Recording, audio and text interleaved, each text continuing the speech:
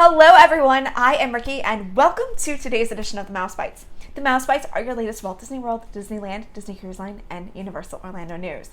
Now today I'm going to share information with how you're going to be able to ride Star Wars Rise of the Resistance at Disneyland when the park opens. But first we're going to head to Epcot. There are going to be 2 new locations coming this summer that you're going to want to experience. Okay, so one is a new location and the other is kind of a coming back. So exciting news here. The first thing we're going to talk about is the Creations Shop. Now, this is going to replace Mouse Gear, and it's of course going to offer guests lots of great Epcot merchandise as well as other Walt Disney World souvenirs. Now, what is this shop going to look like? It's going to feature a sleek design that's going to be open, bright, and welcoming. In addition, there's going to be a large Mickey Mouse mural as well as other homages of Mickey throughout. The shop is going to feature dynamic murals and new artistic expressions, and it's even going to have large windows that's going to let the light in. Now, what's coming back? Well, that is the fan favorite Club Cool. That's right, everyone. Get ready for the sticky floors and the making people try Beverly unsuspectingly. Club Cool by Coca-Cola is going to be back, and it's going to be there in a fresh new way. And yes, you are still, of course, going to be able to sample beverages from around the world. The original Club Cool closed back in the mid-2019 August time period, somewhere around there.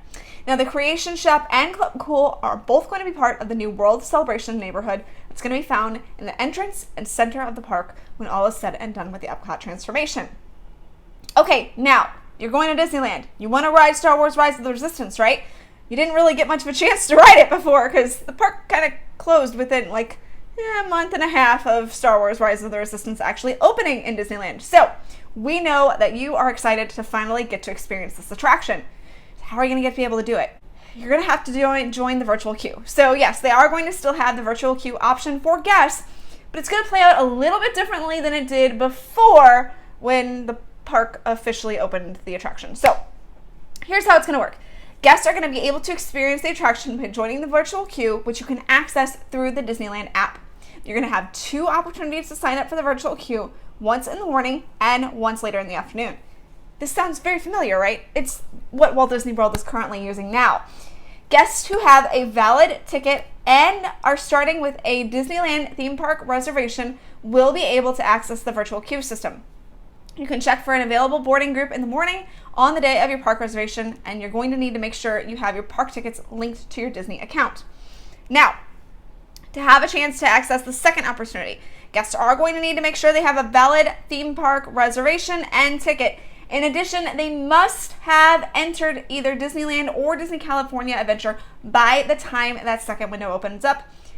If you want to hop over from California Adventure, you're going to also have to make sure you have a park hopping ticket. Guests who begin their day at Disney California Adventure can enter Disneyland with their park hopper ticket after 1 p.m. if they're able to obtain a boarding pass to be able to ride Star Wars Rise of the Resistance. Now, of course, you can still park hop, but you're just not going to be able to ride Rise of the Resistance. Okay. More details are going to be shared about the Star Wars Rise of the Resistance virtual boarding pass here soon, so we'll make sure to have that for you. If you want to learn more about the reopening of Disneyland, we have all that information on the Mouse for Less. If you want to follow the Mouse for Less for all the latest news and everything, make sure that you follow us on our social. So we have Twitter, Facebook, Instagram, YouTube, and Pinterest. Also, you want to make sure you subscribe to our newsletter. That goes out this week. So you want to subscribe by going to themouseforless.com and clicking that newsletter button at the top.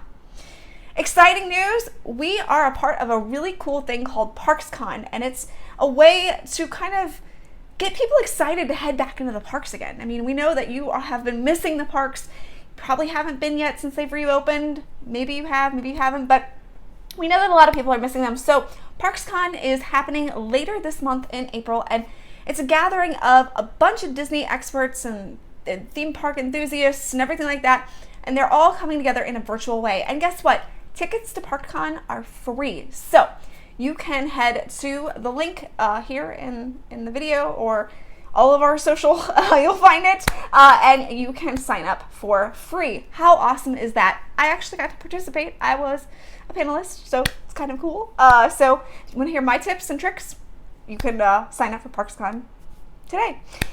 If you want to take a trip to either Walt Disney World, Disneyland, or Universal Orlando, Disney Cruise Line, Adventures by Disney, you need to visit our friends at the Magic for Less Travel. They would be more than happy to get you a free, no obligation quote. Visit them today at themagicforless.com. That's going to do it for me. We will see you the next time on The Mouse Bites. Have a great day, everyone.